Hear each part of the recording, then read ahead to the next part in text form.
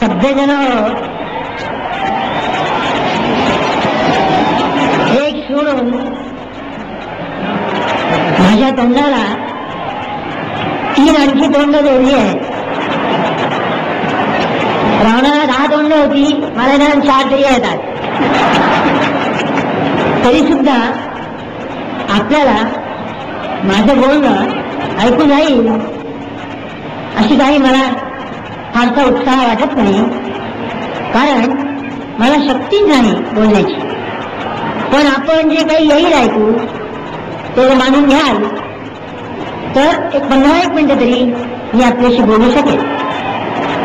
ज्या प्रेमाने आपण इथे आलेला आहात ते लोकमान्यांवरचं प्रचंड प्रेम आणि माझं भाषण ऐकायला येण्यात माझ्याविषयी जी काही आपुलकी आपण दाखवली त्या आपुलकीविषयी मी पहिल्याने आपले आभार मानतो. मी आज इथे जो आलेलो आहे याविषयी मला थोडं व्यक्तीविषयी काहीतरी सांगणं भाग पडत आहे, म्हणून मी सांगतो आणि ते अगदी 5 मिनिटात सांगतो. टिळकांच्या जन्मशताब्दीविषयी बंगालपासून विदर्भापर्यंत मोठमोठ्या प्रांतातून मला आमंत्रण आलेली होती. इतके सगळे पण माझ्या एका हाताच्या अंतरावर घरापासून दादरच्या 25 संस्थांनी माझ्या सुंदरता एकत्र होऊन एक व्याख्यान ठेवलं आणि मला सांगितलं या म्हणून. पण मला आता व्याख्यान देवत नाही, म्हणून मी अगदी कुठेही व्याख्यान द्यायचं नाही असा निश्चय केला, म्हणजे होतच नाही. म्हणून मी सगळ्यांना पत्र लिहिली की मला काही येता यायचं नाही.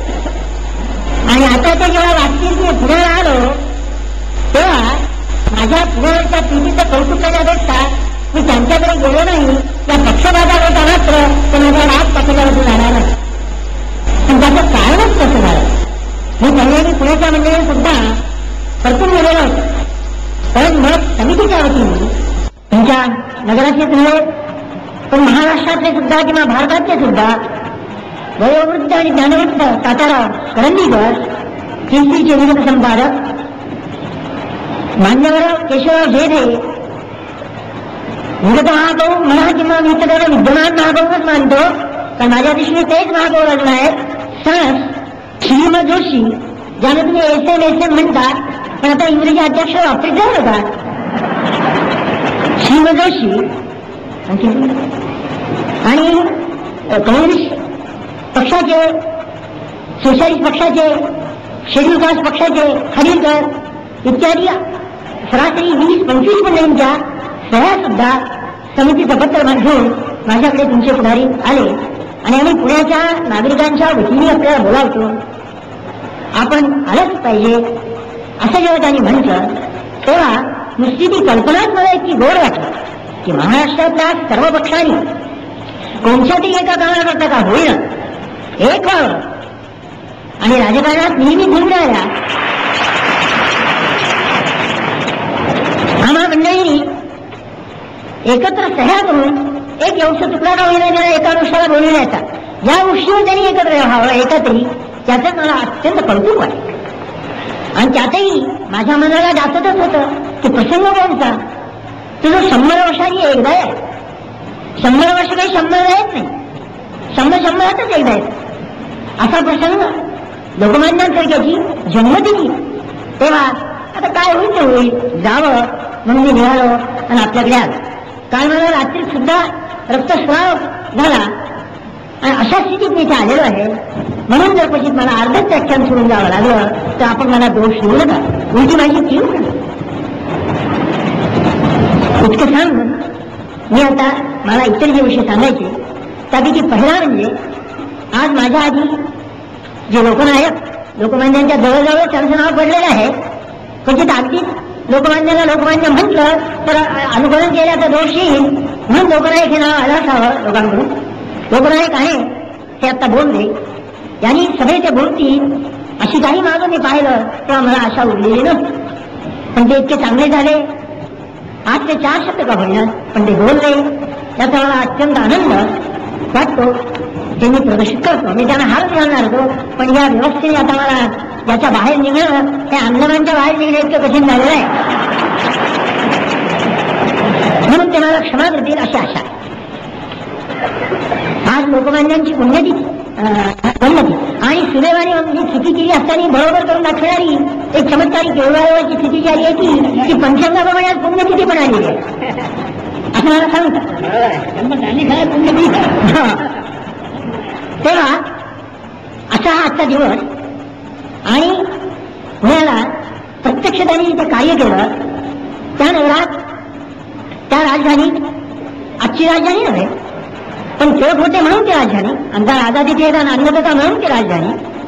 त्या नगरात ती आज इतक्या उत्साहाने साजरी झाली की 50 शासनांच्या आज्ञा सुटल्या असत्या किंवा 144 उलटे करून लावलं गेलं असतं की लोकांनी एकत्र झालंच पाहिजे, तरी सुद्धा इतके लोक एकत्र होते ना. इतक्या सकाळपासून पूर्ण भूमिका आहे. घरोघर आज कसं काही आपल्या घरी एक मुलगा जन्माला आला असं पाळणे हलत आहे. माझ्या लहानपणी अजूनही कुठे कुठे असेल पण कृष्णजन्म आणि रामजन्म होत असत तेव्हा जेव्हा मी त्याने गेलेलो आहे. असे पुन्हा व्हावे आपल्या बरोबर अशी माझी इच्छा आहे. त्या जुन्या परंपरा चालाव्या, त्यात भावना पुष्कळ असते. ते जन्म म्हणजे असे व्हायचे की कथेकडे उभे राहायचे, सारं गाव कोणत्या तरी कृष्ण मंदिरात किंवा राम मंदिरात दाटायचं. पण मोठं नगर असतं तर अनेक मंदिरात दाटायची. नाशिक सारख्या ठिकाणी राम जन्माला पण 15 देवळातून लक्षावधी लोक आजूबाजूचे एकत्र होऊन यायचे आणि जन्म त्यावेळेस असे देव आता कृष्णांचा जन्म म्हणजे 12 वाजता रात्री झाल्या तोपर्यंत ती कथा कृष्ण जन्माची चालायची. त्याच्या पूर्वीची पीठिका यायची इत्यादी इत्यादी. आणि बरोबर 12 वाजले ही एकदम त्याच्या 10 मिनिटाची पाळणा घालायला आरंभ व्हायचा. ज्यानी त्यांनी बायकांनी पुरुषांनी फुलं बायकांनी आपले हळद कुंकू इत्यादी सगळं घेऊन सिद्ध असायचं. आणि 12चा दौरा पडला की देवाची उपाडी सुरू होऊन जन्म झाला म्हणून गुळानुसरला जायचं. त्या गुळाचा दर्प आणि त्याचा तो गुलाबीपणा अजून माझ्या डोळ्यासमोर दिसतो. अशी ते जन्म व्हायची. आता आपण टिळकांचा जन्म कसा केला असता तरी शोभा असता, परंतु नवीन परंपरेप्रमाणे जसा त्यांचा जन्म व्हायला पाहिजे आहे तो तितक्याच देवादिकांच्या उत्साहाप्रमाणे आज झाला पुण्याला. यात काही मला शंका नाही. कुणीतरी रत्नागिरीवर झाला असेल. बहुतेक जयंत्या जेवढ्या आहे एवढ्या लोकांना मागवून सापडतात. मयंत्यानंतर जयंत्या सापडतात. हा मयंता शब्द भालादार भोपटकरांचा आहे ना. मराठी भाषेत ठसठशीत शब्द ज्याला व्युत्पत्ती नाही व्याकरण नाही पण अर्थ मात्र भरपूर आहे अशा प्रकारचे शब्द भालादारांनीच पाडावे. त्यांनी हा मयंती शब्द पाडला जयंतीला जोडून. तर हा इतिहासाचा नियमच आहे आणि साहजिक प्रवृत्ती आहे की जयंत्या या मयंत्यानंतर सापडतात.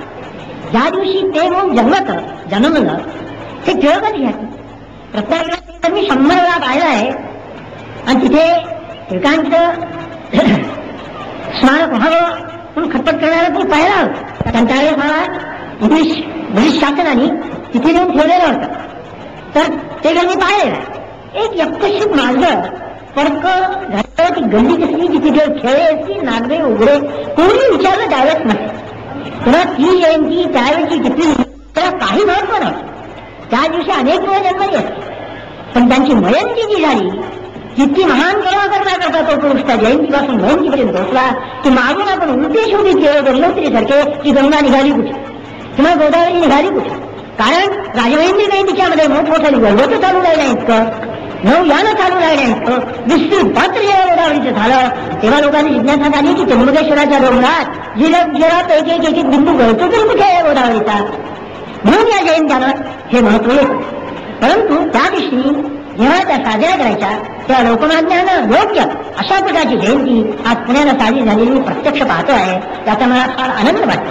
हा वास्तविक आज दिल्लीची जी आजची राजधानी आहे जी तुम्ही तुमच्या सगळ्यांच्या पराक्रमाने मिळली आहे.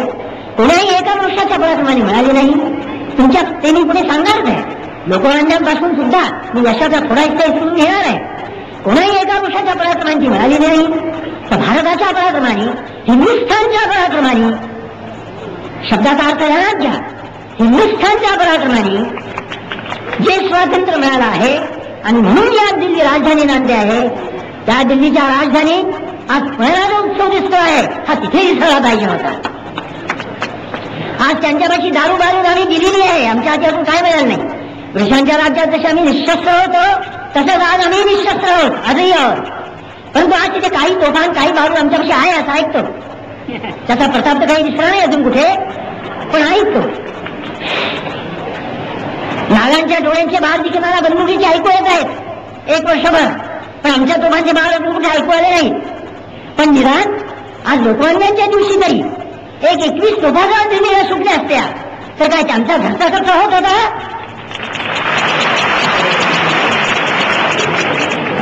नव्हता. पण राजधानी आहे काही थोडीशी शोभा केली आहे त्यांनी, पण आज तिथे त्यांचा उत्सव व्हायला पाहिजे होता.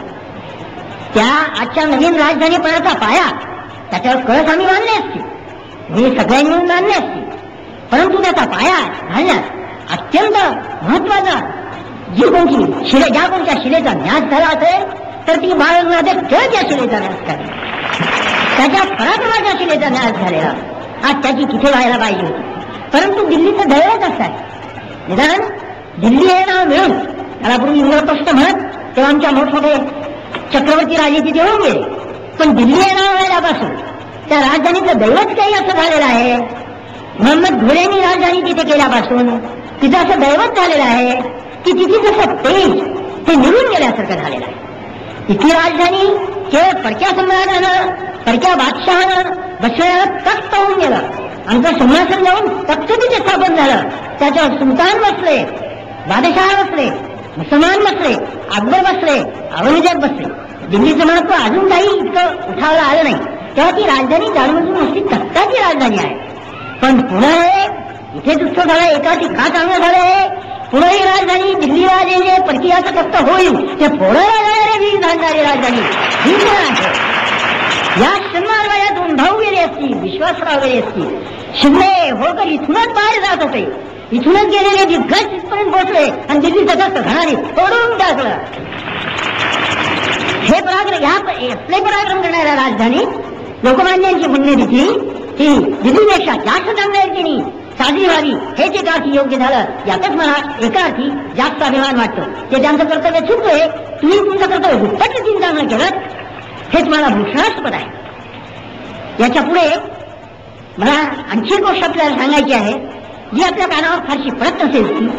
त्यात जी तुमची पिढी माझ्या पुढे असलेली दिसते आहे म्हणजे आत्ताच्या पुढची, आत्ताच्या खालची आणि त्याहीपेक्षा युगांच्या वेळेत ज्यांनी दुसऱ्याला पाहिलं त्यांच्या वयाची पिढी अजून जी पुढी काही राहिलेली आहे त्या सगळ्यांना आजचा दिवस हा केवळ लोकांची पुण्यतिथी एक आमचे पूर्वज म्हणून जाऊन त्यांचं कौतुक करण्याकरता नाही. आजची परिस्थिती पालटलेली आहे. ही गोष्ट आपल्या ध्यानात यावी, ऐकू येत नाही, ही गोष्ट आपल्या ध्यानात यावी म्हणून मी मुद्दाम सांगतोय की आम्ही लहानपणी शिवाजीच्या जयंत्या करीत होतो. लोकमान्यांनीच तो प्रकार पाडलेला होता. त्यावेळेस आम्ही त्यांची जयंती करीत होतो. पण त्यावेळेस काय होतं, आम्ही स्वतः आश्रयत होतो आणि मागं एकदा जेव्हा देश ज्यांनी मुक्त केला त्या शिवाजीची आम्ही जयंती करू लागलेलो होतो. तेव्हा नेहमी आम्हाला तो परस्पर विरोध जाता. महाराजांचा छायाचित्र आम्ही लावावं, तुम्ही थोर होते, तुम्ही राज्य केलं, तुम्ही अब्दुल सलाला मारलं, तुम्ही शाहिस्तेखानाचं अमुक केलं, तुम्ही औरंगजेबाशी लढले. परंतु जे तुमचं वर्णन करणारे जे तुमचे वंशज आम्ही त्यांनी इंग्रजांच्या पारंब्यात आहोत. आमचा देश दुसऱ्याच्या पायाखाली धुळीला जात आहे इत्यादी रडगाणी घालण्याचा प्रसंग आम्हाला येत होता आणि आम्ही त्यांच्या जयंत्या करीत होतो. त्यातही आम्हाला स्फूर्ती मिळतच होती. पण आज सुदैवाने तुमच्या सगळ्यांच्या पराक्रमाने सगळ्यांच्या नाण्यात ठेवा. आपल्याला माहिती आहे मी अभिनव भारताच्या व्याख्यानात हे स्पष्ट केलेलं होतं माझं पुण्याला की स्वातंत्र्य मिळाल्याचं श्रेय हे कोणाही एकट्या पक्षाला किंवा एकट्या व्यक्तीला नसून 57 पासून कमीत कमी न्यूनतम 27 पासून तर 47 पर्यंत जो भारतीय जो हिंदू प्रामाणिकपणाने आपला देश स्वतंत्र राहा म्हणून झुंजत गेला, हातावर मरत गेला किंवा निःशस्त्र बलिदान करत गेला किंवा नुसती सरकारच्या नोकरीत जरी होता तरी सहानुभूती बाळगीत गेला की स्वतंत्र हो, त्या सगळ्यांच्या अल्प स्वल्प आणि महत्त्वपूर्ण न्यायाने दोन्ही पिढी मिळून एकत्र करून हा देश स्वतंत्र झालेला आहे. याचं श्रेय सगळ्यांना आहे. ज्यांनी जगानं पकडलं होतं जिवंत असेल त्याला सुद्धा त्याचं श्रेय आहे. ज्यांनी माझ्यावर आता आज मला एक शब्द भेटून गेले काही प्रसंगाने सरकारच्या वतीने मला त्यानं एकदा कुठेचा आठवा करावा लागला होता. मग पोलीस शिपाई होते त्यांना आठवत नाही, आता ज्ञान सांगता ते येत नाही. परंतु आजच त्याला भेटून गेले, त्यावेळी आठवण येऊन मिळाले. आता मी टेन्शन घेतलं आहे. आता तात्या महाराज आपल्या पायाशी नमस्कार करतो, कारण मनात सहानुभूती होती. तर आज स्वातंत्र्य झाल्यानंतर तरी आता काही भीती नाही, म्हणून तो आज माझ्या इकडे येऊन गेला. म्हणून माझं म्हणणं असं आहे की सर्वांच्या पुण्याईनी स्वातंत्र्य मिळाल्यानंतर आज आपण लोकमान्यांची जेव्हा देश स्वतंत्र नव्हता तेव्हा जन्मलेल्या राष्ट्रपुरुषाची जयंती करायला जातो आहोत. म्हणजे बरोबर उलटी वस्तुस्थिती माझ्या लहानपणापेक्षा माझ्या वृद्धपणी मला आपण दाखवली, त्यात मला अत्यंत आनंद होता. आज मी लोकमान्यांपुढे कसा जातो आहे, आज माझा शिवाजीच्या पुढे लहानपणी रडलो तसं रडवायला जात नाही. तुम्हाला आज तुम्ही अमुक पराक्रम केले, तुमच्याविषयी वागणूक होती, पण आमच्याविषयी काही नाही. तुम्ही मुसलमानांचे मोठमोठे सरदार मारले, आम्ही इंग्रजाचा एक ढेकूनही अजून मारला नाही. म्हणून रडगाईची गाण्याची आमच्या लहानपणी आम्हाला दुःख वाटे, त्याच वेळीच वाटत. आज तुमच्या सर्वांच्या वतीने तुमच्यातलं 8 वर्षाचं पोर सुद्धा आज लोकांच्यापुढे ताक त्यांच्या स्मृतीपुढे उभं राहील आणि सांगू शकेल, महाराज जे काम आपण आरंभ केलं आपण जन्मल्यानंतर आणि मराठीपर्यंत ज्याच्यासाठी आपण झुंजले आणि आम्हाला स्फूर्ती कायम ठेवली, तुमच्या हातून ते न पुरं झालेलं काम न केले आम्ही तुमचे वंशज, आज आम्ही तुमच्यापुढे उभं राहतो आहोत. भारतीयानो, हा खरा गौरव आहे. माझ्या इतिहासाप्रमाणे आज तुम्ही मी आणि जे जिवंत आहेत ते एका आपल्या इतिहासाच्या एका सोनेरी पानात राहतो आहोत. आज तरी आम्ही कोणाचे दास, 3/4 भारत तरी, हिंदुस्थान तरी आज कोणाचा दास नाही आहे.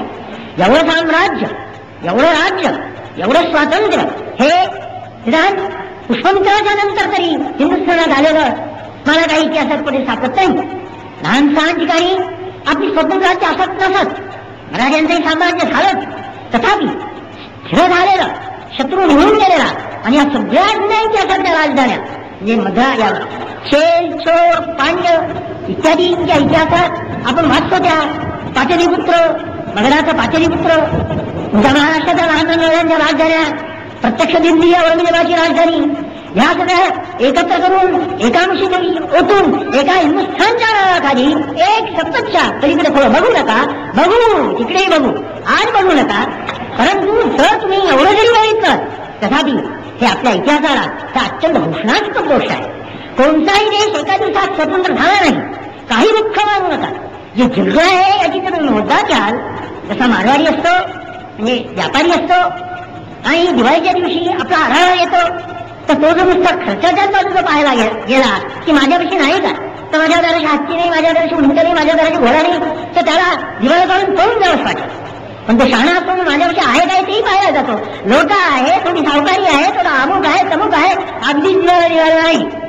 तसं देशाच्या राज्याचे हिशोब जेव्हा घेतात, विशेषतः स्वातंत्र्यातून नुकतेच स्वतंत्र झालेले देश किंवा कोणताही देश मला एकदम स्वतंत्र झाला असं आढळत नाही. किंवा आम्ही असा सिद्धांत म्हणतो की युरोपमध्ये जी स्वातंत्र्याची लाट इटली, ग्रीस मध्ये निघाली, नॅशनलिझमची लाटमध्ये निघाली, त्यात जे जे देश स्वतंत्र झाले यात भारता इतका मोठ्या देशाचा इतका मोठा भाग आज भारतात एकत्र झालेला आणि स्वतंत्र झालेला आहे. आज तरी उद्या तुम्ही सांगत नाही की मोठं भविष्य शेवटी सांगणार आहे, परंतु आज तरी स्वतंत्र झालेला आहे.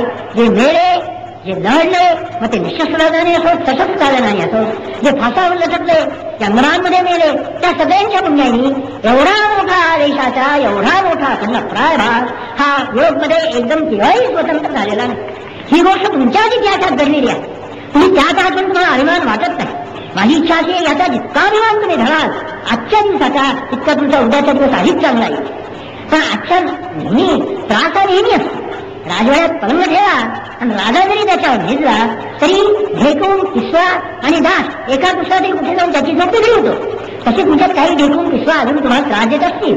पण सगळ्यात मोठी गोष्ट ही आहे की आपण राष्ट्र म्हणून आज एक झालेलो आहोत. आज तरी आपल्याला दुसरं राष्ट्र नाही. इतर देशांची काय स्थिती आहे? इटलीला 3 लोकांनी एकत्र व्हावं लागलं. मी शिवाजी चौधरी तुम्हाला सांगितलं होतं मागच्या व्याख्यानात की महाराजांनी आपण ज्यानं छत्रपती म्हणून म्हणतो, म्हणजे आमच्या राष्ट्राचे जनक अक्षरशः आहे, म्हणजे ज्यांनी पटमान ज्यांचा पराक्रम आम्ही पुढे जन्मलो, त्या शिवाजींनी 6 जिल्हे सुद्धा महाराष्ट्रात स्वतंत्र केलेले नव्हते. आणि महाराज वारले आणि दुःख झालं त्यांना मरते वेळेला. बघी बा दुःख झालं, महाराजांनी दुःख झालं. प्रत्येकाला दुःख ठेवलेलेच आहे. तुम्हाला थोडंसं बाजूचं असं नाहीये. राज्याभिषेक झाल्यानंतर तिने दक्षिण देश मुक्त केला, पण उत्तर राहून औरंगजेबाजून राहून गेला. पण महाराज तळमळले होते, मरताना 6 जिल्ह्याचं राज्य केलेलं, तर त्याचा आपण केवढा गौरव मानतो.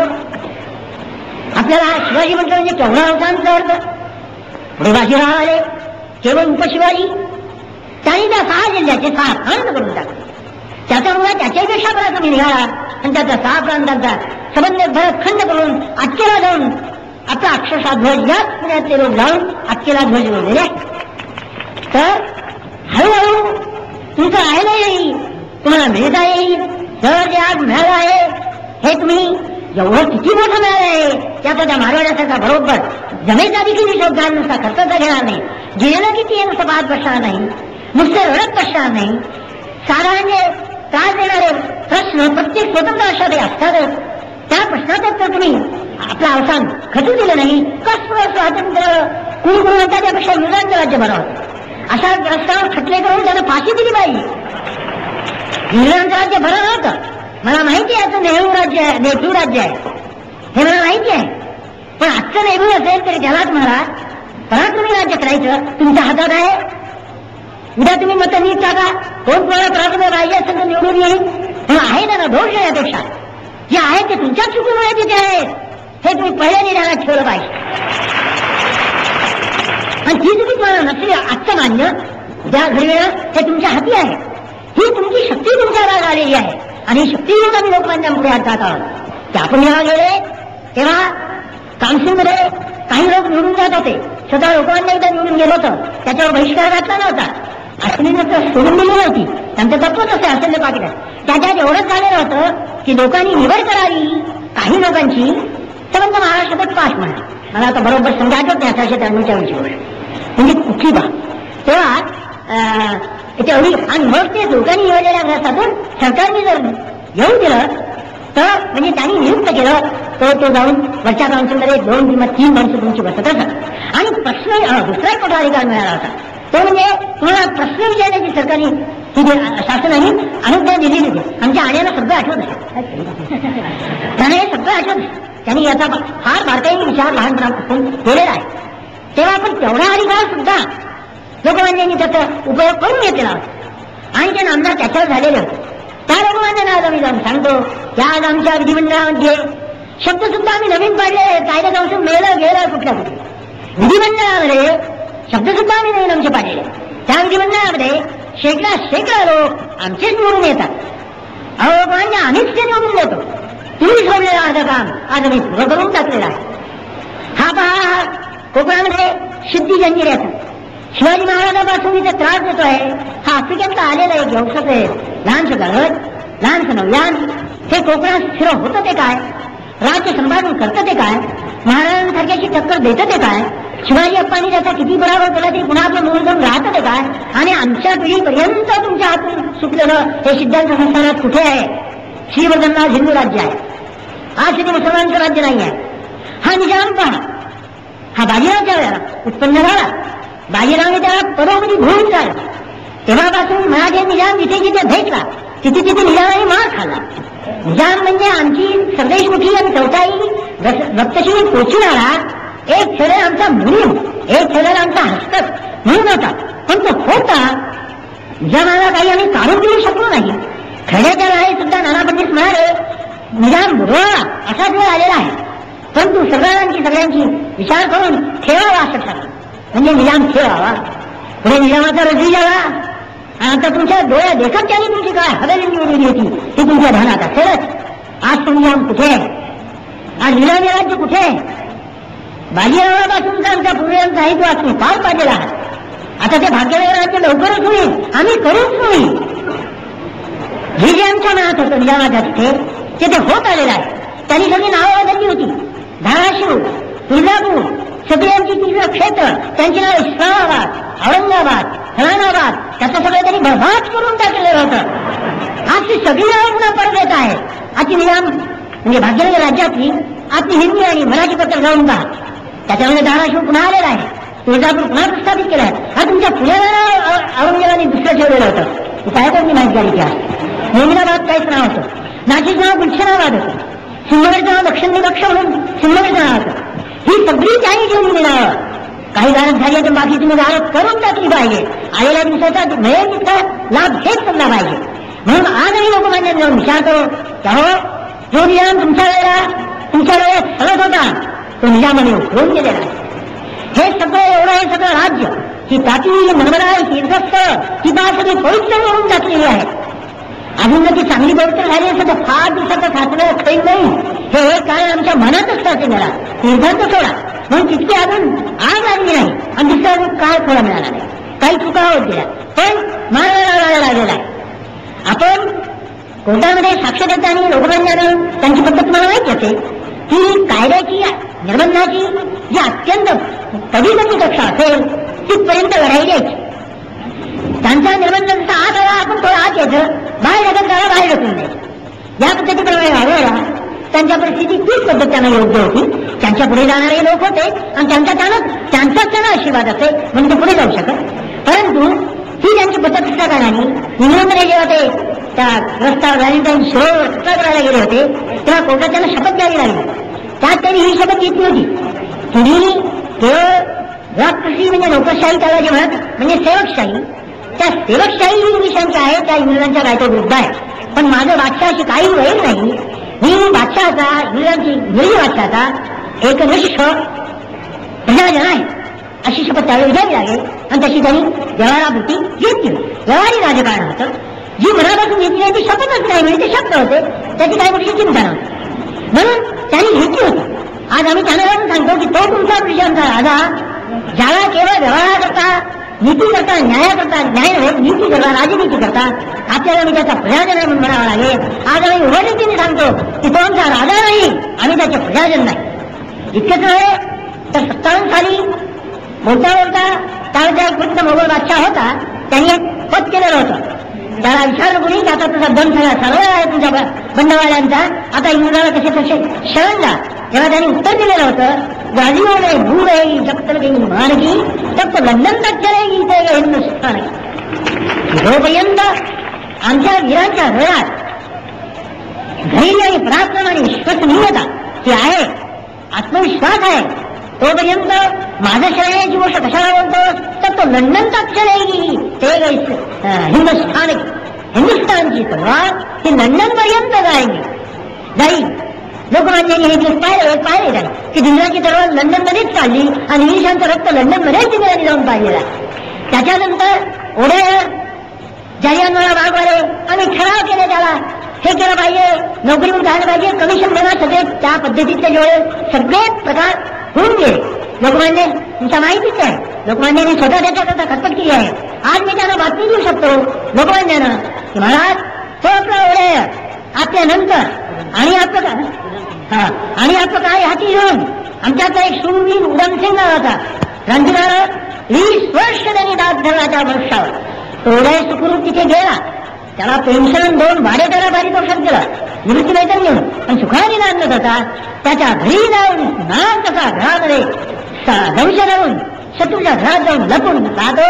20 वर्ष त्याच्यावर डोळा देऊन शेवटी घर स्थळेमध्ये जाऊन त्याचा त्या ओढ्याचा तुमच्या जालियनवाल्याचा सूर्यचा ओढ्याचं रक्त आमच्या उधमसिंगने जाऊन पाडलेलं आहे. ही बातमी असताना तुम्ही घेऊ शकता.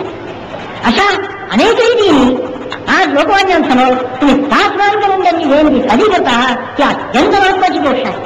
ही तुम्ही आपल्या चित्तात खोदून ठेवा. आज लोकमान्यांना का आनंद जयंतीचा शिवाजी महाराजांच्या शाळेत येता आला नाही, आज लोकमान्यांना तो आनंद घेता येईल. आज ते दिल्लीला गेले तर तिथे स्वतंत्र ध्वज पाहतील. क्वचित त्यांना वाटेल डोळे जोडून बघतील हे का ब्रिटिशांचं राज्य जे त्यांना सुद्धा इतकं हिमालयासारखं स्थिर वाटत होतं. असं जमू नका की मतदाराला लोकमान्यानं ब्रिटिशांचं राज्य इतका लवकर जाईल असं वाटलं होतं. मुळीच नाही. लोकमान्यांची माहिती ज्या तुमच्यापेक्षा तरी मला जास्त आहे. तेव्हा मी आपल्याला सांगतो असं नव्हे, ढकलेल तितकं वाऱ्या ढकलावं, कर्मण्यवाधिकारस्य शेवटी म्हणावं आणि परमेश्वरावर शेवटी टोकून द्यावं. अशा दुर्बळ परिस्थिती लोकांवर होळमुळून पर्यंत फार फार मोठी होळमुळी म्हणजे होळमुळून पर्यंत मारतात. आणि त्या होळमुळच्या पुढे ते तरी केव्हा मिळेल त्याच्या अशा श्रुतीमध्ये लोकमान्यवाद आज ते जर दिल्लीला गेले आणि अकस्मात त्यांनी दिल्लीला पाहिला, आज तिथे फटक असलेला ध्वज चक्रध्वजाच्या पद्धतीने पाहिला तर त्यांना पहिल्या दिले काय मला स्वप्न पडून आहे. तुम्ही त्यांना सांगू शकाल आज की महाराज अथवा माझा स्वभोज स्वातंत्र्याचा अंक तिथे चक्रध्वज बोलतो आहे. त्याला आम्ही धर्मध्वज म्हणतो आहोत एका बाजूनी.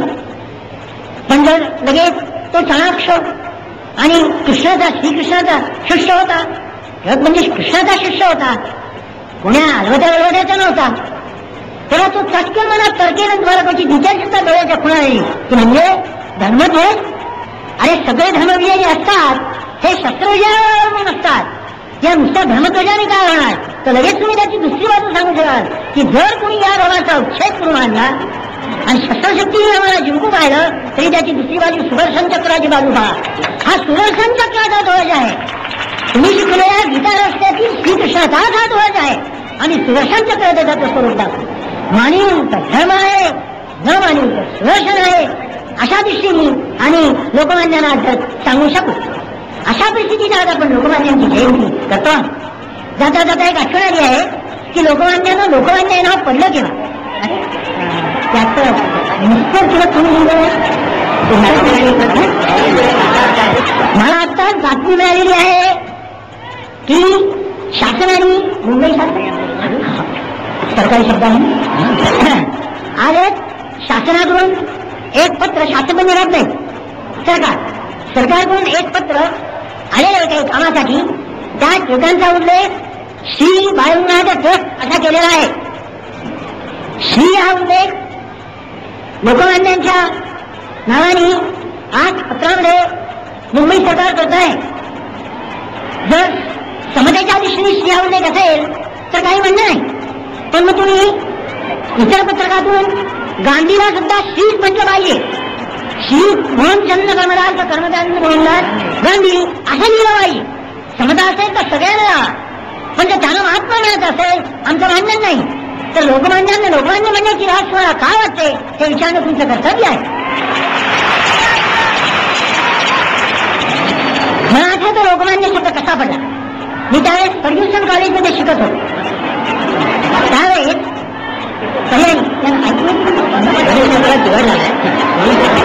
आता एक कळा तिकडे बंद पडलेला आहे, एक धनिक वर्ग तिकडे बंद पडलेला आहे, म्हणून मंडळीला ऐकू जात नाही. त्यांचा उपाय नाही, आता काही करता यायचं नाहीये. चालू झालं बर.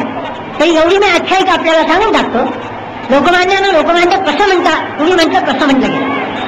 पर्यायी त्याने नुसतं राजमान्य राजश्री असं त्या वेळच्या काळाप्रमाणे म्हणत आणि इंग्रजीमध्ये मिस्टर म्हणत. परंतु त्यांना जेव्हा शिक्षा झाली आणि शिक्षा झाल्यानंतर ते सुटून आले तेव्हा त्यांची राजमान्यता गेली.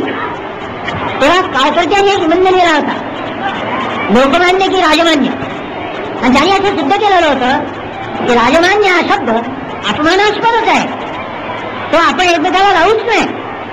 लोकांची मान्यता ही फार मोठी गोष्ट आहे, म्हणून राजमान्यापेक्षा लोकमान्य म्हणावं. तेव्हा आम्ही तोंडाने त्यावेळेस तो शब्द उचलला आणि लोकमान्यानं राजमान्य टिळक म्हणण्याचं सोडून देऊन लोकमान्य टिळक म्हणू लागले.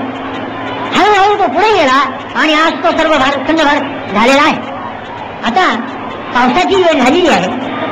माझी शेवटची विनंती आपल्याला एवढीच आहे की ती जर न केली तर मी माझ्या कर्तव्याला विसरलो असं होईल. म्हणून ती विनंती करतो शेवटची की आजच्या या प्रसंगाच्या निमित्ताने जसं मी आपल्याला सांगितलं आहे एका स्वतंत्र राष्ट्राला जितका अभिमान मिळाला पाहिजे आहे इतका राहण्याचा तुम्हाला अधिकार आहे. तुमची पिढी हिंदुस्थानाची विजयी पिढी आहे. तुमच्या इतिहासाचं पान एक सोनेरी पान आहे. ते उद्या जर असंच तुम्हाला ठेवायचं असेल आणि पुन्हा ते काळकृत्य करायचं नसेल तर तुम्ही यापुढे सगळेजण आपलं सैन्य शक्तीवर राष्ट्राचं हे कसं आहे याची चिंता राहिली पाहिजे. 8 वर्ष तुम्हाला स्वतंत्र होऊन झाले. आज 1 कोटी तुमचं सैन्य 1 कोटी सैन्य खरं होऊन सीमा उभं राहायला पाहिजे होतं. परंतु पंचवार्षिक योजना होतात त्यात कालवे किती, रस्ते किती, झाडं किती लावायची याही गोष्टी योग्य आहे. पण हे रस्ते तुम्ही कुणाकरता बांधता आहात. जर तुमचं समक्ष इथे नसेल तर जे बाहेर विचारू लोक आहेत ते वाट पाहत आहेत की तुम्ही रस्ते बांधा, झाडं लावा, लहान मुली वयात आणा. आम्ही फक्त त्याच रस्त्याने तुमच्या चालून येऊन जर तुमचं शस्त्रबळ असेल तर लुटालूट करू शकतो. म्हणून नारी या झाडांचं, या देशाचं, या स्वातंत्र्यांचं, या रस्त्यांचं रक्षण करण्यासाठी पंचवार्षिक योजना असतात. प्रत्येक पालकांनी आता मला सैन्यात टाळायचा असा निश्चय केला पाहिजे. प्रत्येक तरुणांनी सैन्यात गेला पाहिजे हा निश्चय केला पाहिजे. ज्याला स्वातंत्र्य हवं त्यांनी रणांगणात मरायला सिद्ध झालं पाहिजे. अद्यावत शस्त्रास्त्र पाहिजे आहे. 1 वर्ष झालं नाक टोळ्या तिकडे तुम्हाला दाबता येत नाही आणि पंतांनी बरोबर सांगितलं की आमचं सैन्य जे आहे हे जगाच्या कोणत्याही सैन्यापेक्षा असतंय. हा कालिदास म्हणाल असा चित्रात पिता आरंभ योगावत असते. चित्रात काढलेलं सैन्य जितकं सज्ज असतं इतकं क्वचित ते असेल. पण ते रणांगणात सज्ज झालं पाहिजे. ॲटमबॉम्ब बंद न केलं पाहिजे. जगात एकाही नेहरूला वचन दिले नाही की माझ्या ॲटमबॉम्ब मी बंद करीन. पण नेहरू मात्र मोठ्या आहे प्रत्येकाने मानलं आहे. कारण हरभऱ्याच्या झाडावर दुसऱ्याला चढवून आपली कामं करून घेता येते आणि हरभऱ्याच्या झाडावर चढला आहे. मी तुम्हाला सांगतो ॲटमबॉम्ब तुम्ही बंद करू नका. जगाचे हित तेव्हा पाहून घेऊ. आपण अद्यावत झालं पाहिजे आणि सर्व शास्त्र इथे सिद्ध झाली पाहिजे. सांगतात लोक तुम्हाला पुष्कळजण एक मोठं सांगण्याचं मोठं तत्व वाटतं. पुष्कळ लोक त्याला बोलतात त्यावर शस्त्रशक्तीच्या मागाला जगामध्ये कधीही चिरंतन शांतता आणणार नाही. तो हिटलर पहा आणि तो टोजो पहा. ही ठराविक खराब उदाहरणं तुम्हाला मुलांपुढे तुमच्या शाळेतले शिक्षक, कारण सध्या शाळा असंच शिकवून म्हणतायत म्हणून तुमच्या शाळेतले इतिहास तुम्हाला शिकवत आहेत की टोजो आणि हिटलर हे सैन्याच्या मागे लागले आणि शक्ती वाढवून जगामध्ये जिंकायचं, जग पादाक्रांत करायचं म्हणून त्यांनी ईर्ष्या धरली. म्हणून त्यांचा नाश झाला. तुम्ही जर सैन्य वाढू लागले, ॲटम बॉम्ब वाढू लागले, हायड्रोजन बॉम्ब करू लागले, तुमचाही नाश शक्तीबाई होईल. म्हणून तुम्ही खरा काय तर असलेल्या बंदुका सुद्धा, तापाच्या बंदुका सुद्धा, बाळ वाढायच्या बंदुका सुद्धा, दिवाळीचे फटाके सुद्धा हे सज्जनावर फेकून द्या आणि बुद्धाच्या जपमाला घेऊन जपत बसा. म्हणून जे लॉजिकल निष्कर्ष काढताय, तार्किक निष्कर्ष काढताय तो तुम्हालाही क्वचित खरा वाटून जाईल. तरुणानं खरंच वाटेल खरोखर हिटलर एवढा बलशाली झाला पण त्याचा नाश केला. जपान एवढा बलशाली होऊन पाहिला बुद्धधर्मी असून सुद्धा बुद्धाला मागं सारून आणि त्यांनी जगामध्ये शक्ती वाढवली, त्याचाही नाश झाला. खरोखर शस्त्राने शस्त्र वाढतं, भांडणाने भांडण वाढतं. भांडूच नाही जगात, येऊन त्याचं भांडूच नाही तर जिवंतच राहू नाही जगात, शरण जावं येईल त्याला. आता एकाने उपदेश दिला आहे, एका अत्यंत सन्मान्य थोर पुरुषाने उपदेश दिलेला आहे. त्यांनी सांगितलं की पाकिस्तानला संतुष्ट करण्यासाठी अर्धी आपले सैन्य कमी करावं. आपल्यापैकी काहींनी वाचलं नाही असं दिसतं, पण पुष्कळ या वाचलेला उपदेश नुकताच दिलेला आहे. म्हणून त्या मग जरूच नका. पण जर जगायचं असेल तर त्याला उत्तर काय दिलं पाहिजे की आम्हाला एवढं सांगा की शस्त्र वाढवू नका आणि शांततेने चला, म्हणजे तुम्ही जगाला जिंकू शकाल किंवा तुमचं स्वातंत्र्य जिंकू शकेल. कारण हिटलरला जास्त बळ म्हणून मारलं गेलं आणि जपानलाही त्याचं शस्त्रांच्या मागाने त्याचा नाश झाला आणि त्यांचं स्वातंत्र्य असलेलं गेलं. तसं आमचं होऊ नये म्हणून नुसतं आम्ही शांत बसावं ही इच्छा असेल तर आम्हाला तुम्ही सांगा की हिटलरला कोणत्या शक्तीने हिटलरची शक्ती मारली तेवढी आम्हाला दाखवून द्या. धर्मपदाची बुद्धाची मान वाचली का त्याच्यापुढे जाऊन, गीतेचं गीताराशी वाचलं का त्याच्यापुढे जाऊन हिटलर पुढे की किंवा शांती शांती शांती पण सकाळी संध्याकाळ आमचे जेवंत्र आमच्या ब्राह्मणांच्या घरात मिळालेच असतात. ते त्रिवार शांती हिटलर पुढे पुढे जाऊन म्हणतील का बायबलाचं ख्रिस्ताचं माउंटवर झालेलं पर्वतावर झालेलं प्रवचन वाचलं तुझ्या घरात माझी थोडाल पुढे कर आणि हिटलरचा नाश झाला का मंत्र का तंत्र का काय तुम्ही का चरखा म्हणला तर हिटलरचा नाश झाला हे तरी आता समजा. हिटलरचा बळाचा नाश कोणी केला? हिटलरपेक्षा तिप्पट बळ एकत्र करून अमेरिकेने, इंग्लंडने, फ्रान्सने आणि रशियाने घेऊन हिटलरचा नाश केला. म्हणजे बळाचा नाश सबळाने केला. सबळाचा नाश सबळ बळाने केला, कमी बळाने नव्हे, न्यून बळाने नव्हे, हे सिद्ध होत आहे. टोजोचा नाश कुणी केला? जपानचं बळ वाढलं. जपानने एका 10 दिवसाच्या आत इंग्रजी साम्राज्य होतं की नव्हतं नाहीच करून टाकलं. तो नाश कुणी केला? जपानचं बळ वाढलं. जपानने एका 10 दिवसाच्या आत इंग्रजी साम्राज्य होतं की नव्हतं नाहीच करून टाकलं. महाराजांची आमची सेना त्याच वेळेला तिकडे गेली आणि अत्यंत आश्चर्याची गोष्ट ही की हे हिंदुस्थान स्वतंत्र होण्याच्या आधी जर हिंदुस्थानचा कोणता पहिला भाग स्वतंत्र झाला असेल, विषांचं निशाण काढून टाकून भारताचं हिंदुस्थानचं निशाण लावलं असेल तर तो जातगीतामध्ये राज्यक्रांती केल्याच्या अपराधासाठी ब्रिटिश लोक आणून कोणीच होते ते अंदमानचं बेटच आहे हे ध्यानात ठेवा. सुभाष बाबूंनी जपानचं साडी घेऊन पहिल्याने अंदमान निकोबारची बेटं स्वतंत्र केली आणि राजा आधी अंदमानचं सुभाष जपाननी कधी घेऊन सुभाष तिथे जाऊन भारताचं स्वातंत्र्याचं पहिलं ध्वज त्यांनी तिथे उभा. तर जपान या इतक्या प्रबळ झालेला जपानचा भय शेवटी कुणी नाश केला? तुमच्या उपदेशाने केला का? जे लोक आम्हाला उपदेश करता आहेत त्यांच्यामुळे त्याने असलेलं सैन्य आलं केलं आणि सगळं सैन्य टाकून दिलं म्हणून का अमेरिका विजयी झाली आणि जपान नाहीच झालं? नाही, ते जपाननी बाप जन्मी जरी राहिलं नव्हतं असा एका महान अमेरिकेने आणला आणि त्यांच्यावर टाकून 200 मैलाची नगर गच्च करून टाकली. म्हणजे जपान कशी होती असतं त्याच्यापेक्षा मात्र आणून टाकली. म्हणून जपान नाश म्हणजे पुन्हा तो सिद्धांत प्रस्थापित होतो की बळाचा नाश शत्रूच्या बळाचा नाश, अर्थातच दुष्टांचा बळाचा नाश हा निर्बळ होत नाही, सबळ होतो. सबळ शत्रूचा नाश हा सवाई बळी होतो. म्हणून तुम्ही या वाग्जाळाला पुन्हा फसू नका. तुमचे पूर्वजाला फसले, तुमचं बळ तुम्ही वाढवलं नाही. तुम्ही पुष्कळ वेळा वेदांताच्या म्हणजे निजी वेदांताच्या आहारी गेले, तुम्ही पुष्कळ वेळा धर्मपदाच्या आहारी गेले आणि काय वेळानी तुमची हिंदू राज्य स्थिती आज तुम्ही पुन्हा राज्य मिळवला त्यात काही शंका नाही. इंग्रजांना तुम्ही भारी झाले यातही काही शंका नाही. यात काही नंतर स्वतःचं बळ होतं तुमचे तुम्ही मनात विचार. अहो फार दिवसांनी एखाद्याला जर एखादं कोणी सोन्याची तिथे घालायला कुंडल किंवा अंगठी दिली तर त्याला पहिली शंका अशी येते की बाप ज्यांनी न पहिली वस्तू आम्हाला देतो आहे हे तिथं आहे की सोनं, पण तो 4 वेळा निघून पाहतो. तसं कधी गावात मिळालेलं तुम्हाला स्वातंत्र्य तुमची तुम्हीच मनात चिंतावर खरंच का मी म्हणून पराभव केला? कुणी म्हणता नाही, कुणी म्हणता होय, वर्तमानपत्रातून चर्चा चालते. अरे पराभव केलाच आहे पण तो दुसऱ्याच पराभव झाला. जसं प्रत्येक जण पराभव करतो तसा झाला तो. काही त्रास नाही केलात, काही पेचाप करून केलात, काही असंतोषाने केलात, पण महायुद्धाने मिळाला गाठून त्याची शक्ती परस्पर विच्छिन्न झाली असताना हिंदुस्थानामध्ये सगळी सैन्य आणि सगळं नाविक दल हे विखरून गेल्या कारणाने इंग्रजांना इकडे राज्य करणंच अशक्य झालं. स्वतः आलेले सांगितलं वाक्य मागं सांगितलं ते पुन्हा सांगतो, काम करून ठेवा. आणि त्यांच्या पंतप्रधानांनी जर पार्लमेंटमध्ये किंवा चर्चेने सांगितलं तर हिंदुस्थानचं स्वातंत्र्य कोण मान्य केलं का याच राहून दिस इज द ब्रॅकेट हिस्ट्री. तो ऐकून सांगितलं you can't help. There are 2 reasons why we live in India. Why we live in India. There are 2 reasons. पहिलं त्याचं कारण म्हणजे काय की हिंदुस्थानातले लोक आता ब्रिटिश म्हणजे सैनिक लोक इतर लोकांची एवढं काही कथा नसते. सैनिक लोक हिंदुस्थानातले नाविक सैनिक आणि वैमानिक जे सशस्त्र लोक आहेत ते आता इंग्लंडची राजवंश राहिलेले नाही. सगळ्या सशस्त्र सैनिकांनी उघड 50,000 लोक बंद करून उठलेले आहेत आणि इतर लोकांची संपूर्ण सहानुभूती आहे. म्हणजे हिंदुस्थानी सेनेच्या हातूनच हिंदुस्थानचं राज्य चालवायचं ही तुमची जुनी कारवाई याच्यापुढे चालायची नाही.